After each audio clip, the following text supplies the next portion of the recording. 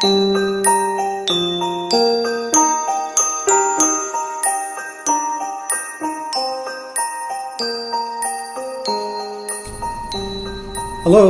how are you? I hope you had a really nice Valentine's Day. I did. I got some of the candy and things right here that I'd like to show you. Here are some of the delicious little hearts, those hard candy hearts. And here are some Reese's peanut butter cups and some chocolate covered almonds. Those are just a few of the delicious things that I got to eat with my family. And now we are getting ready to go into Lent. And in Lent, a lot of times people will fast. They will give up a certain kind of food. It might be candy, like chocolate or sweets and other things like that. Some people give up a whole meal, and instead of eating that meal, they spend the time praying and reading the Bible. Some people even give up more than one meal when they fast. A few years ago, I was a part of a 32-hour fast, and that was when for 32 hours we did not eat any food because we were trying to bring awareness that there are many people in the world who do not have enough food to eat, and we were also raising money to send food to them. Well, I found out after I'd say probably about 12 hours, that I really started feeling kind of dizzy. And I wasn't able to think as well as when I ate normal food. I've never gone more than that without food, but I found out what that was like.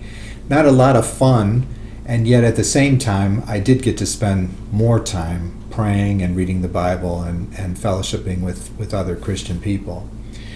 Well, today in our story, we're going to hear about a time when Jesus fasted, but he didn't just fast for 32 hours. He fasted for 40 days. And yes, it is possible for people to go without food for that long without dying, although it's getting very close. That's very serious condition. And they say that children should not really fast at all. They should not go without a meal. But a grown-up like Jesus, at that time, he was probably about 30 years old. He went without food to pray and to spend time with God. But of course he was very weak and probably having a hard time thinking like I was when the devil started to attack him. Let's watch this story. After Jesus was baptized by his cousin John, he was led by the Holy Spirit into the wilderness to be tempted by the devil. He fasted for 40 days. He did not eat any food while he prayed to God, and so he was very hungry. The devil said to him, "If you are the Son of God, command these stones to become bread."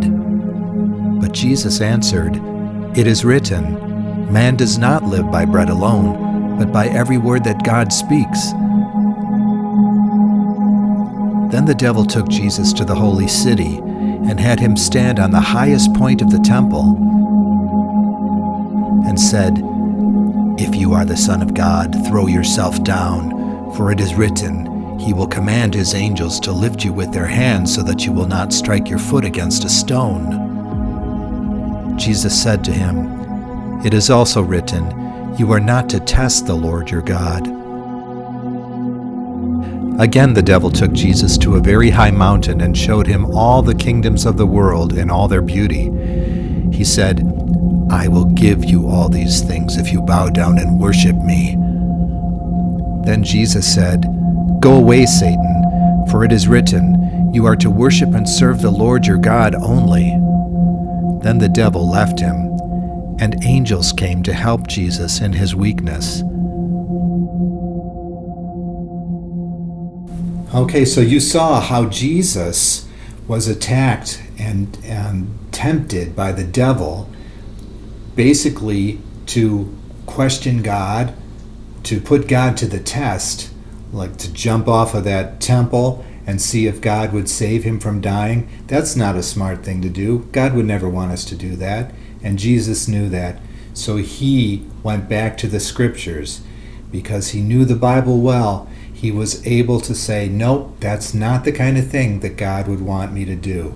And that's important for all of us, to learn our Bible and to know what kind of things would God want us to do. so that if we're tempted, we know what to do.